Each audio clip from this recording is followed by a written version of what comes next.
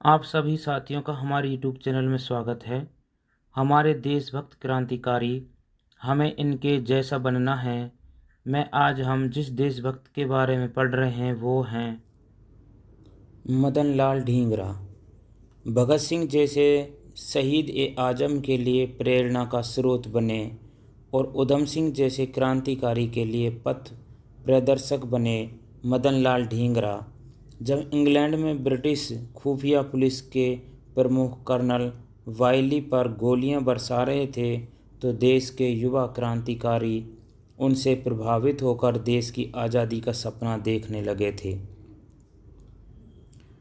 मदन लाल ढींगरा भी चाहते तो अपने भाइयों की तरह ऐश व आराम की ज़िंदगी बसर कर सकते थे, लेकिन कॉलेज के दिनों से ही उनके मन में स्वराज की भावना आ चुकी थी। अपने छात्र जीवन में ही उन्होंने ब्रिटिश कपड़े से बने अपने कोट को जला दिया था। उनके इस कदम से अन्य विद्यार्थियों के अंदर भी स्वदेशी की भावना जगाई। कॉलेज प्रशासन ने उन पर कार्रवाई की, उन्हें कॉलेज से निकाल दिया, लेकिन वे स्वदेशी को लेकर अड़े रहे। इसके बाद उनके बड़े भाई ने उनको पढ़ाई के लिए लंदन भेज दिया। लंदन में इंडिया हाउस नाम की एक जगह थी। इंडिया हाउस उन राष्ट्रभक्त भारतीय युवाओं का अड्डा था जो अपने देश को अंग्रेज़ों की कैद से आज़ाद कराना चाहते थे। यहाँ की विचारधारा से प्रभावित होकर मदन लाल ने भारतीय विद्यार्थियों के साथ इंडिया हाउस में बने रहने का संकल्प ले लिया। अंग्रेज़ों ने इंडिया हाउस में मदन लाल की बढ़ती गतिविधियों की खबरें उनके पिता तक पहुँचानी शुरू कर दी। इससे उनके पिता बहुत नाराज़ हुए।